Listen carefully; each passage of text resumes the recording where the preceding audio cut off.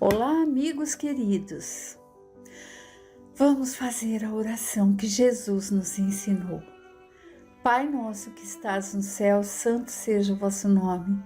Venha a nós o vosso reino, seja feita a vossa vontade na terra e no céu. O pão de cada dia dai-nos hoje e sempre. Perdoa a nossa dívida como devemos perdoar a do nosso irmão.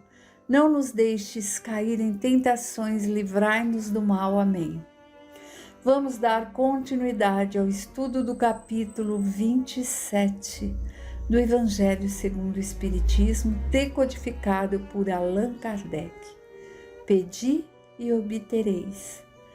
Hoje nós vamos iniciar o item da prece pelos mortos e pelos espíritos sofredores, item 18.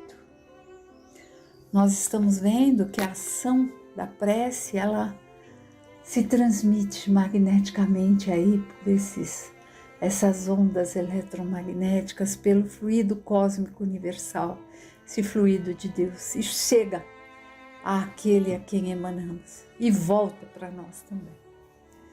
Os espíritos sofredores clamam por preces e elas lhes são proveitosas, porque ao ver que são lembrados, sentem-se mais reconfortados e menos infelizes.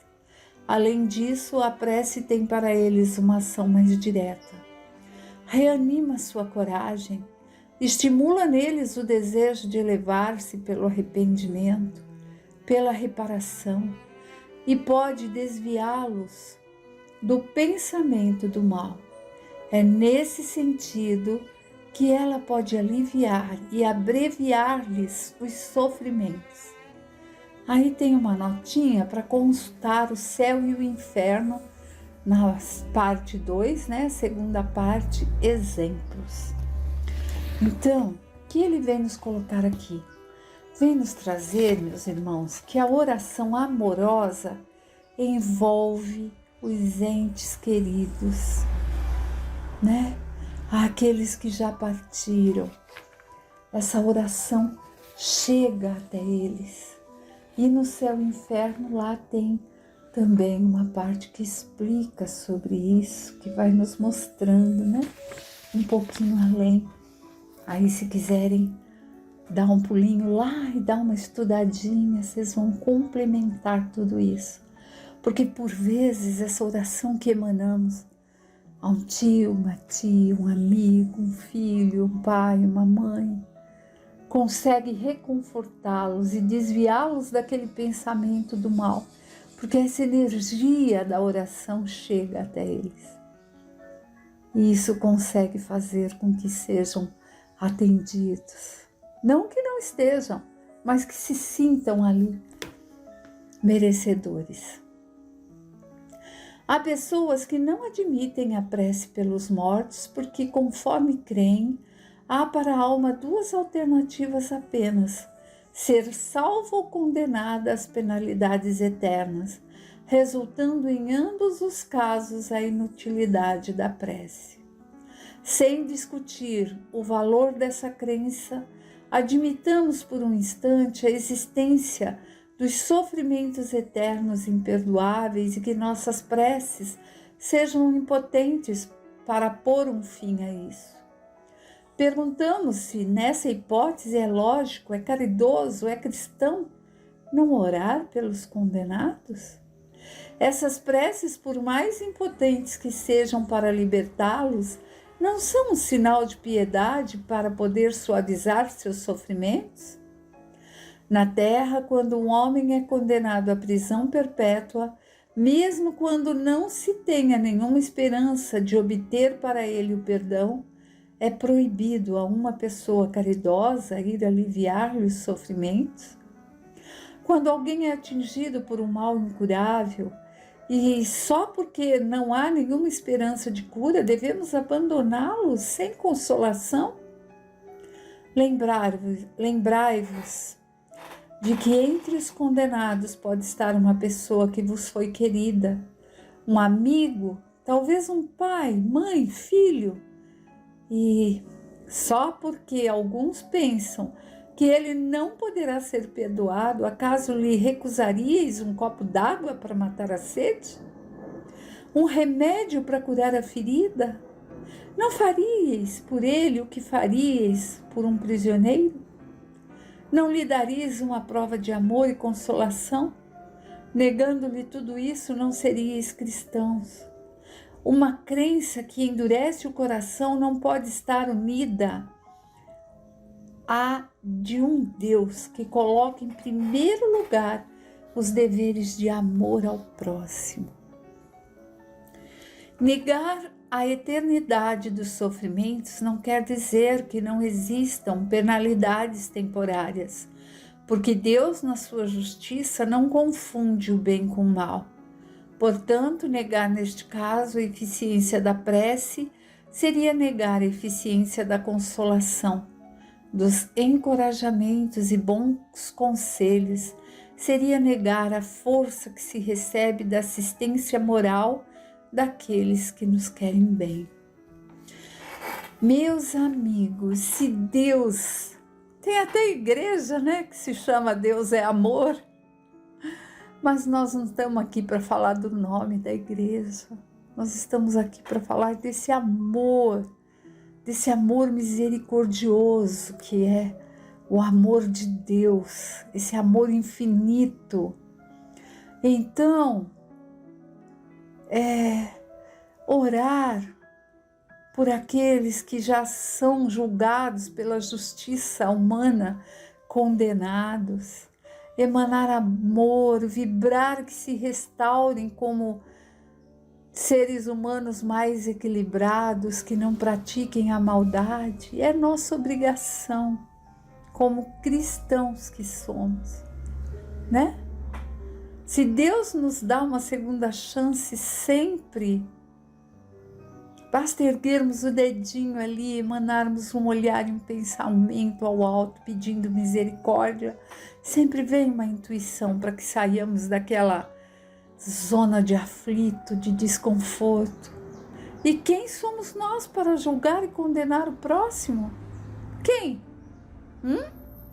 Se fizermos isso, nós somos ali aquele que está mesmo errando, pecando perante a mim mesmo, perante ao outro, perante Deus, perante aos ensinamentos que já recebemos, pois não temos esse direito, né? Então todos merecem ali a oração, porque a oração é um auxílio, é essa emanação de energia que faz fluir algo bom em direção àqueles que necessitam. E cá entre nós, estamos aqui, eu falando aqui, vocês ouvindo aí, encarnados nesse planeta lindo, maravilhoso que é a Terra, que nos acolheu, é para que aprendamos juntos a amar de um modo maior, amar um amor que se expanda além das quatro paredes que formam a casa onde eu me abrigo, né? Porque amar aqueles que estão próximos, que nasceram de mim, que nasceu da minha filha, é muito fácil. Nós estamos aqui para aprender esse amor universal dessa teia que estamos envolvidos. Continuemos. Outros se baseiam numa razão mais enganadora, a imutabilidade dos decretos divinos. Deus, dizem eles, não pode mudar suas decisões a pedido das criaturas, porque nesse caso nada seria estável no mundo. O homem, portanto, não tem nada que pedir a Deus, senão somente submeter-se e adorá-lo. Há nesta ideia uma falsa compreensão da imutabilidade da lei divina, ou melhor, a ignorância da lei no que diz respeito à penalidade futura. Essa lei hoje nos está sendo revelada pelos Espíritos do Senhor, agora que o homem está maduro para compreender o que na fé está de conformidade, ou contrário aos propósitos divinos. Agora, gente, nós, com a doutrina do Espiritismo, nós somos esclarecidos por esses espíritos que nos antecederam à pátria espiritual e que vêm através das obras básicas ou nas psicofonias, nas sessões das casas espíritas sérias, nos trazer o que acontece do lado de lá. Então, nós podemos saber, em primeiro lugar, que a vida continua, que não existe céu e inferno do modo em que acreditávamos lá, ou no começo dessa encarnação, ou noutras, de que o sofrimento seria eterno, de que não havia reencarnação. Então, tudo isso nós vamos aprendendo aos pouquinhos. Segundo o dogma da eternidade absoluta dos sofrimentos, não se leva em conta a favor do culpado nem seus remorsos, nem o arrependimento. Todo desejo que tenha de melhorar-se será inútil. Está condenado a permanecer no mal para sempre. Se é condenado por um tempo determinado, o sofrimento acabará quando o tempo se tiver cumprido. Mas quem garantirá que ele terá mudado para melhorar seus sentimentos? Quem poderá afirmar que, a exemplo de muitos condenados na terra, ao ser liberto da prisão, não será ele tão mau quanto antes foi? No caso daquele que se arrependeu, seria manter na dor do castigo um homem que retornou ao bem. E no segundo, daquele que continuou mal, embora tenha sido punido ali no cárcere, seria premiar um culpado. A lei de Deus é mais previdente e sábia, sempre justa e igual para todos, e misericordiosa. Não fixa nenhuma duração ao sofrimento, qualquer que ele seja, e pode se resumir assim. Pois então, meus irmãos, aqui nós vemos que Deus é amor, Ele nos ensina através do tempo. Ele nos dá o nosso tempo. Nós vemos isso em todos os estudos do Evangelho. Que Deus dá a cada um seu tempo e não abandona filho nenhum ao caminho. Então, nós estamos caminhando para o nosso melhoramento moral. Não é melhoramento de quantas casas eu vou ter, de que carro novo eu vou ter. É o lado moral que o Evangelho nos ensina, né? Então, se é assim, todos têm ali, sim, o direito ali a essa reparação, né? Continuando a leitura. O homem sempre sofre a consequência de suas faltas e não há uma única infração à lei de Deus que não tenha sua punição. A severidade do castigo é proporcional à gravidade da falta. A duração do castigo para qualquer falta é indeterminada, fica subordinada ao arrependimento do culpado e ao seu retorno ao bem. A punição dura tanto quanto a sua permanência no mal. Será perpétua se a permanência no mal também o for, ou de curta duração se o arrependimento vier logo. Então é o que ele nos coloca, né? Qualquer que seja ali a forma, né, de misericórdia, aí ele vem resumir assim, aí ele dá esses relatos que estão aí.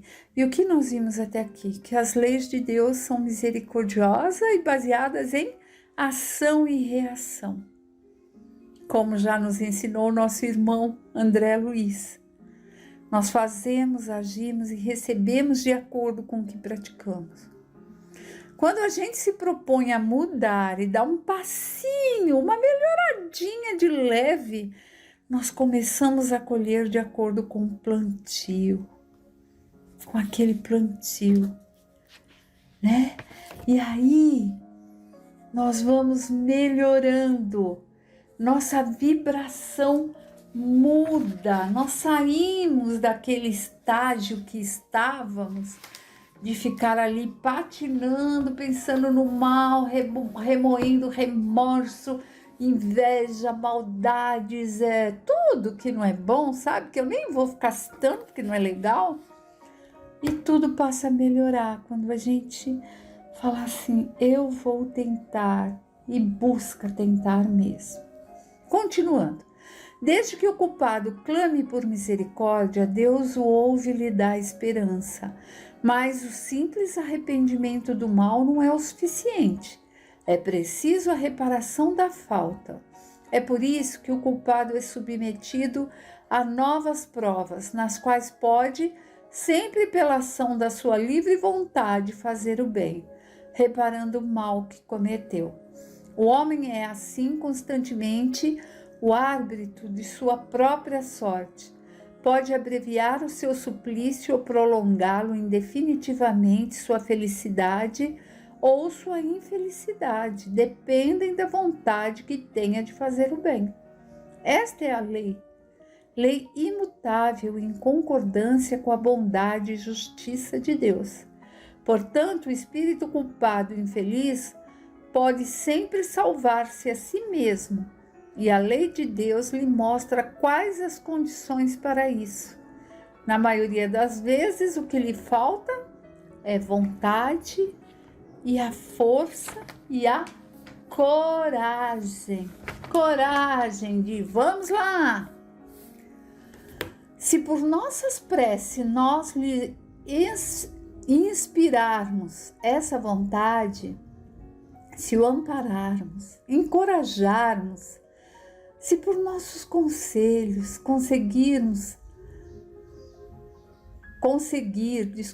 se por nossos conselhos conseguir as luzes de que necessita, ao invés de solicitar a Deus a abolição de sua lei, tornamo-nos os instrumentos de outra lei também sua, a de amor e caridade, da qual nos permite participar para darmos nós mesmos uma prova de caridade.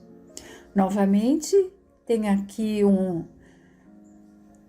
consulte o céu e o inferno, primeira parte, no capítulo 4, 7 e 8.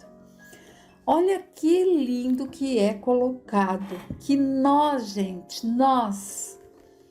podemos ser os intercessores daqueles que estão no erro. Às vezes não precisa ser um erro grave, não. Pode ser alguma coisa, algum desânimo, alguma falha, algum remorso que o outro tenha. Nós também podemos ser os intercessores. E quando através do conhecimento que já temos, da boa vontade, do sentimento no bem, nós conseguirmos chegar a esse irmãozinho, a essa irmãzinha e dar um bom conselho. Não precisa nem falar, vou te dar um conselho. É quando a pessoa estiver ali colocando a sua situação que o faz remoer tantas dificuldades, a gente falar, olha, que tal? E se for por aqui? E assim, o que acha disso? Como a espiritualidade amiga faz conosco no momento de desdobramento enquanto o corpo dorme. Cabe a nós aceitar ou não. Então podemos também, é o que diz nesse último pedacinho ali desse item, sermos esses intercessores, né? E orar, gente, orar. Até por aqueles com quem não temos o acesso fácil diretamente. Com os filhos fazemos muito isso, né? Intercedemos, ouvimos ali, tentamos colocar uma palavra do bem no bem, e eles por vezes ouvem e mudam, por vezes continuam patinando. Temos que respeitar como Deus nos respeita. Há aquelas notícias difíceis que vemos na TV, nas redes sociais, né, hoje em dia. A gente tem que lembrar, não é pensar assim, mas André Luiz já não escreveu Ação e Reação, estão colhendo o que plantaram. Não. Nós sabemos disso, de ação e reação, para não cometermos ações fúteis, banais, prejudiciais, porque sabemos que vamos colher o que plantarmos. Mas, assim, se estão ali passando por uma prova, cabe a nós emanarmos o pensamento ao alto e pedirmos a Deus Pai a espiritualidade bendita para que esteja ali cuidando e amparando.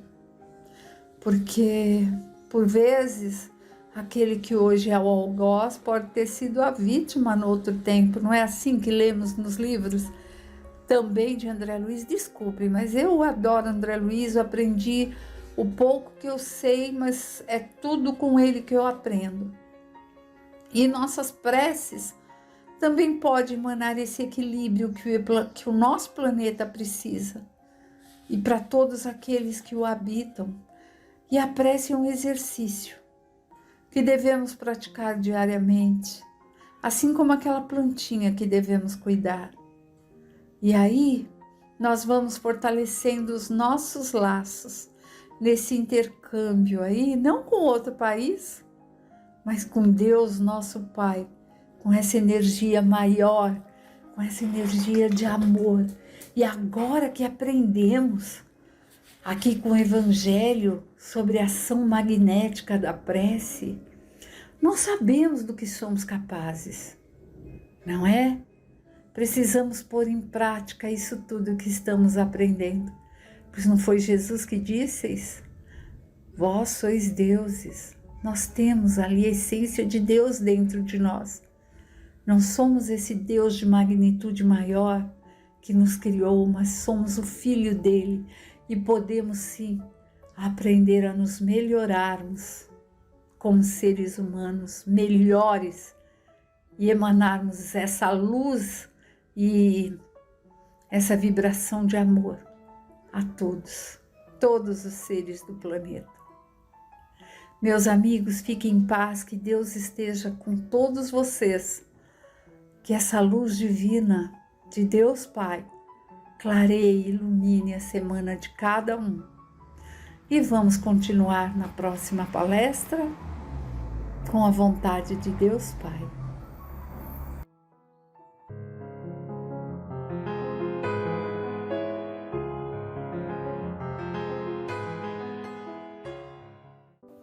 Olá, queridos companheiros, sempre rogando a Deus nosso Pai e a Jesus o amparo para mais uma leitura e reflexão da obra O Livro dos Espíritos, por Allan Kardec. Nós estamos no livro 2º, capítulo 9, Intervenção dos Espíritos no Mundo Corpóreo, item 6, Anjos da Guarda, Espíritos Protetores, Familiares ou Simpáticos. Pergunta 506 de Allan Kardec. Quando estivermos na vida espírita, reconheceremos nosso espírito protetor? Sim, pois frequentemente o conhecestes antes da vossa encarnação. 507. Os espíritos protetores pertencem todos à classe dos espíritos superiores? Podem ser encontrados entre os da classe média? Um pai, por exemplo, pode tornar-se espírito protetor de seu filho? Pode, mas a proteção supõe um certo grau de elevação e um poder e uma virtude a mais concedidos por Deus. O pai que protege o filho pode ser assistido por um espírito mais elevado. Então vejam que até aqui a resposta dos espíritos é clara. O nosso espírito protetor, geralmente o conhecemos antes mesmo da nossa reencarnação. E todos os espíritos que nos protegem necessariamente precisam ter a condição de nos proteger, então são mais elevados do que nós. Um pai até pode tornar-se protetor do seu filho, mas essa proteção supõe um certo grau de elevação. É o que a espiritualidade está dizendo aqui. Vamos à próxima pergunta de Allan Kardec, 508. Os espíritos que deixaram a Terra em boas condições podem sempre proteger os que amaram e lhes sobreviveram? Seu poder é mais ou menos restrito. A posição em que se encontram não lhes permite sempre inteira liberdade de ação. Aqui tem um ponto importante. Vejam, mesmo um espírito equilibrado que venha ao desencarne, não significa que por conta desse equilíbrio ele vai estar junto àqueles que amam, tentando auxiliar. Então, vai depender muito da condição dele no plano espiritual. Quanto mais em equilíbrio e elevado, esse espírito vai saber disso, porque em chegando lá, outras situações se apresentam e ele só vai poder estar ali junto aos familiares que ama, se acredita em Deus e respeita a espiritualidade superior, se houver essa licença, essa permissão.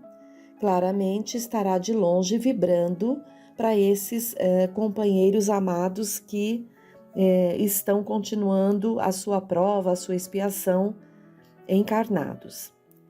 Então, como bem deixou claro a espiritualidade aqui, essa condição é mais ou menos restrita e não tem inteira liberdade de ação. Então, vai depender de muitas situações. 509. Os homens no estado selvagem ou de inferioridade moral têm igualmente seus protetores e, nesse caso, esses espíritos são de uma ordem tão elevada como os dos homens adiantados? Cada homem tem um espírito que vela por ele, mas as missões são relativas ao seu objetivo. Não dareis a uma criança que aprende a ler um professor de filosofia. O progresso do espírito familiar segue o do espírito protegido.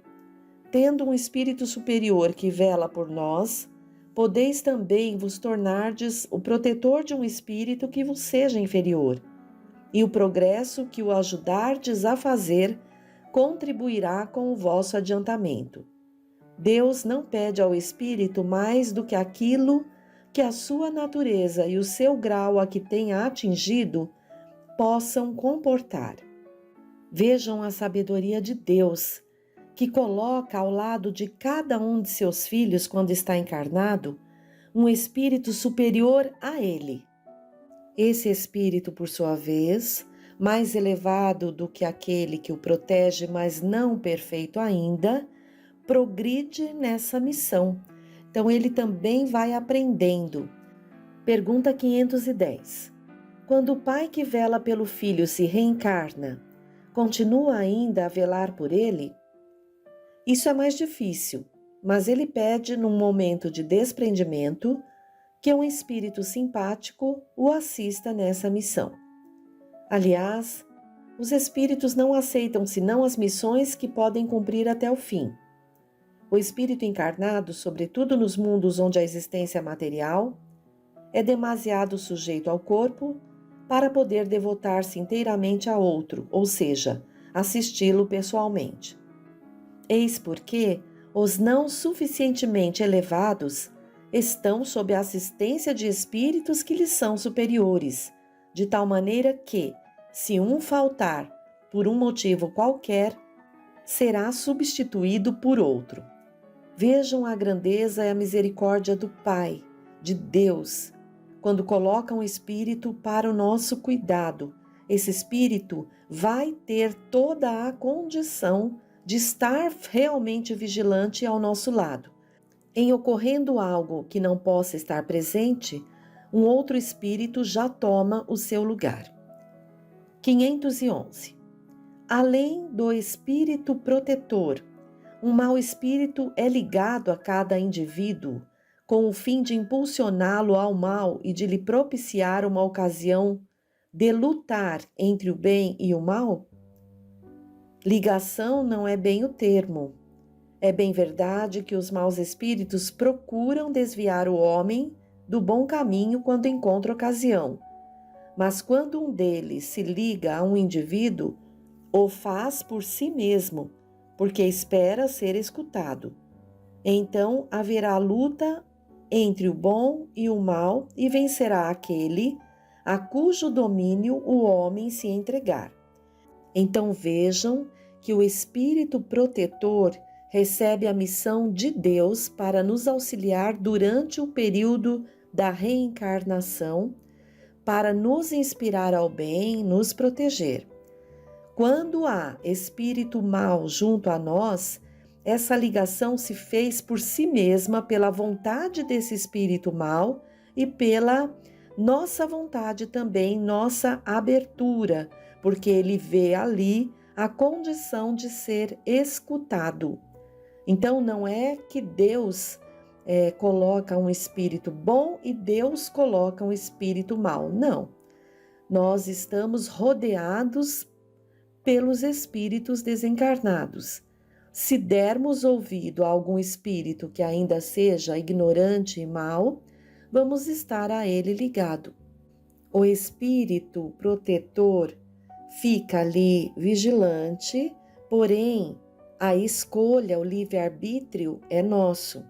Então, oremos e vigiemos sempre os nossos pensamentos, as nossas emoções, o nosso estado de espírito, a fim de evitar essas ligações com esses espíritos mais difíceis. 512. Podemos ter muitos espíritos protetores? Cada homem tem sempre espíritos simpáticos, mais ou menos elevados, que lhe dedicam afeição e se interessam por ele, como há também os que o assistem no mal. Então vejam mais um reforço aqui, para o nosso entendimento.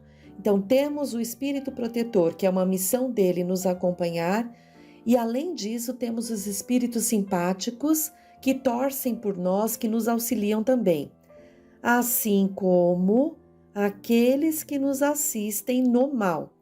Cabe a nós essa vigilância. 513. Agem os espíritos simpáticos em virtude de uma missão?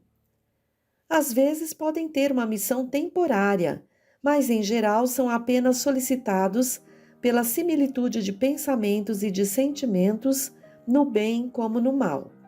513A. Parece resultar daí que os espíritos simpáticos podem ser bons ou maus? Sim, o homem encontra sempre espíritos que simpatizem com ele, qualquer que seja o seu caráter. Vejam, companheiros, por isso a importância de nos conhecer. Como está a nossa condição espiritual? Como é o nosso caráter, a nossa moral? Aquilo que pensamos, aquilo que desejamos, aquilo que verdadeiramente estamos cultivando na mente, cria em nós uma atmosfera psíquica ali, atraindo aqueles que têm simpatia por nós. Se for um teor de pensamento elevado, espíritos elevados se ligarão a nós.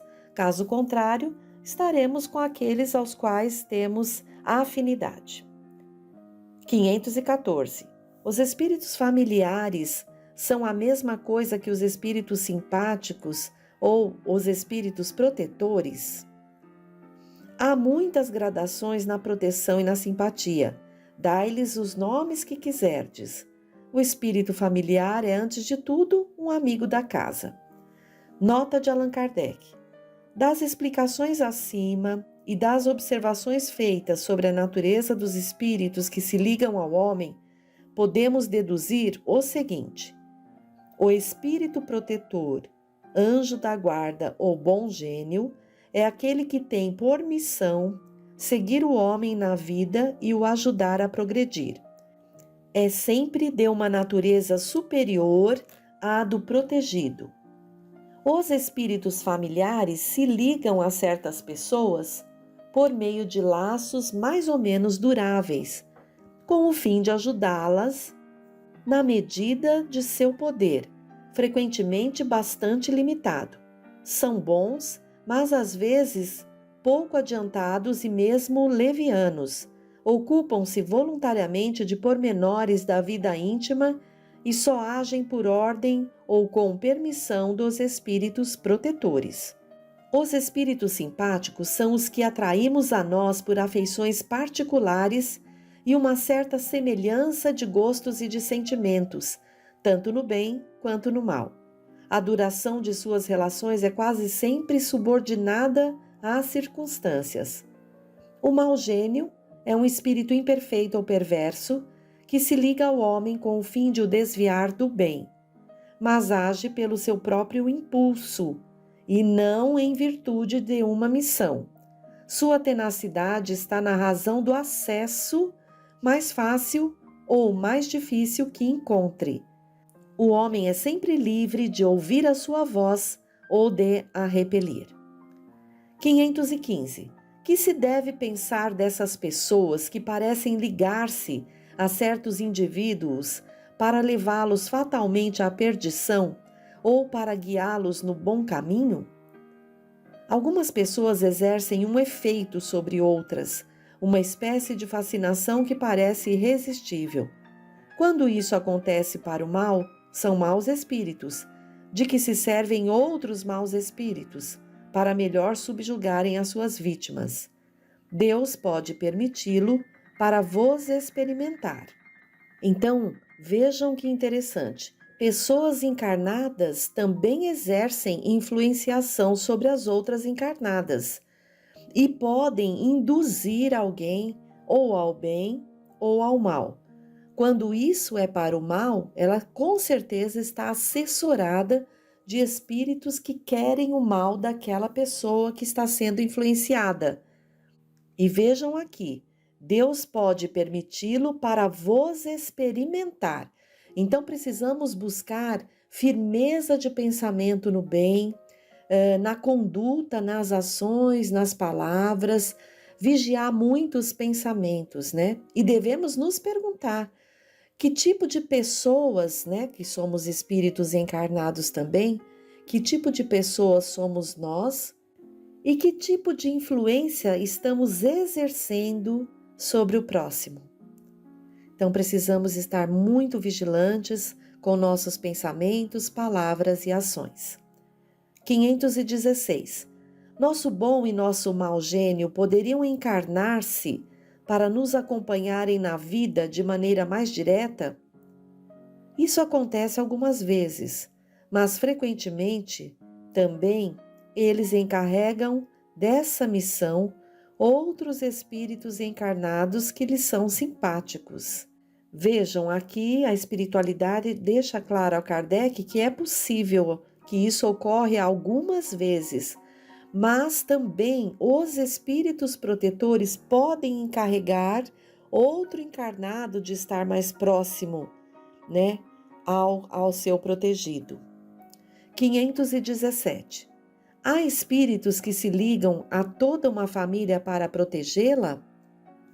Alguns espíritos se ligam aos membros de uma mesma família que vivem juntos e são unidos por afeição.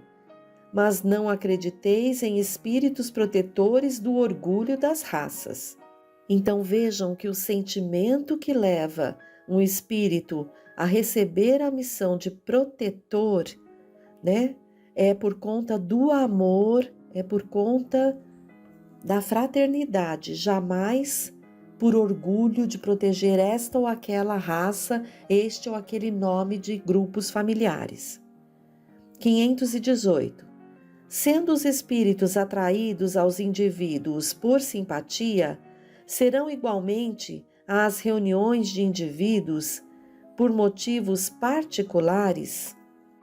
Os espíritos vão de preferência onde estão os seus semelhantes, pois nesses lugares podem estar à vontade e mais seguros de ser ouvidos. O homem atrai os espíritos em razão de suas tendências, quer esteja só ou constitua um todo coletivo, como uma sociedade, uma cidade ou um povo. Há, pois, sociedades, cidades e povos que são assistidos por espíritos mais ou menos elevados, segundo o caráter e as paixões que os dominam. Os espíritos imperfeitos se afastam dos que os repelem, e disso resulta que o aperfeiçoamento moral de um todo coletivo, como o dos indivíduos, tende a afastar os maus espíritos e a atrair os bons que despertam e mantêm o sentimento do bem nas massas, da mesma maneira porque outros podem insuflar-lhes as más paixões. Então, novamente, vai depender da nossa condição moral, do teor dos pensamentos que cultivamos, seja individualmente ou em grupo, que teremos ali a assistência, por afinidade, de espíritos que estarão conosco. 519. As aglomerações de indivíduos, como as sociedades, as cidades, as nações, têm os seus espíritos protetores especiais? Sim, porque essas reuniões são de individualidades coletivas que marcham para um objetivo comum e têm necessidade de uma direção superior. Isso é muito interessante porque sabemos, por exemplo, que o nosso país, o Brasil, há um espírito protetor que é Ismael. E é tão lindo de ver a compaixão e a misericórdia, o zelo de Deus para conosco, que assim, desta forma, todo o estado, toda a cidade, todo o bairro, toda a rua pode ter espíritos protetores ali, em cada casa, como vimos, e cada um de nós. 520. Os espíritos protetores das massas são de natureza mais elevada que a dos que se ligam aos indivíduos? Tudo é relativo ao grau de adiantamento das massas como dos indivíduos. 521. Alguns espíritos podem ajudar o progresso das artes, protegendo os que delas se ocupam? Há espíritos especiais e que assistem aos que os invocam quando os julgam dignos. Mas que quereis que eles façam com os que creem ser o que não são? Eles não podem fazer ver os cegos, nem ouvir os surdos. Nota de Allan Kardec. Os antigos haviam feito desses espíritos divindades especiais. As musas eram a personificação alegórica dos espíritos protetores, das ciências e das artes, como designavam pelos nomes de Lares e Penates os espíritos protetores da família. Entre os modernos, as artes, as diferentes indústrias, as cidades, os países, têm também seus patronos ou protetores, que são os espíritos superiores, mas sob outros nomes.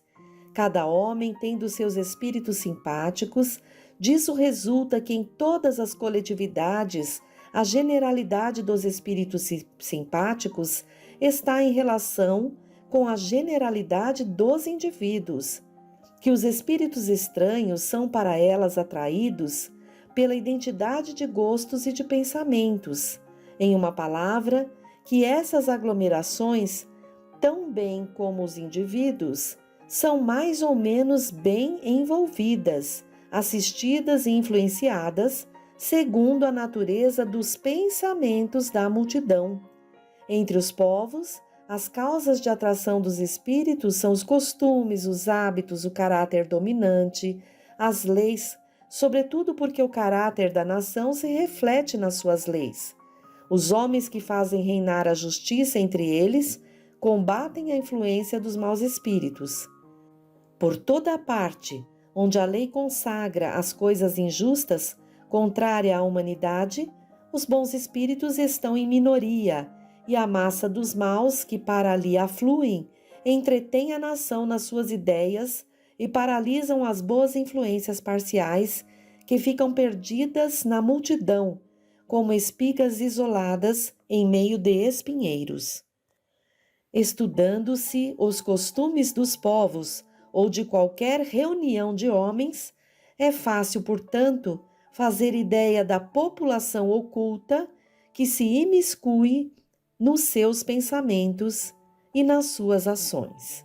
Vejam que interessante, e Herculano Pires, o tradutor desse livro, nos diz, nesse comentário às respostas dos espíritos, Kardec nos oferece duas indicações importantes. A primeira referente à interpretação espírita da mitologia, que modifica tudo quanto os estudos puramente humanos do assunto firmaram a respeito, até hoje, pois mostra que os deuses mitológicos realmente existiam, como espíritos. A segunda refere à sociologia, que, à luz do espiritismo, reveste-se também de novo aspecto, exigindo o estudo da interação das coletividades espirituais e humanas para a boa compreensão dos processos sociais. Então, vai depender do teor, do pensamento, da moral, seja individual ou em grupo, estaremos ali assessorados pela espiritualidade. Um abraço a todos e até o próximo encontro.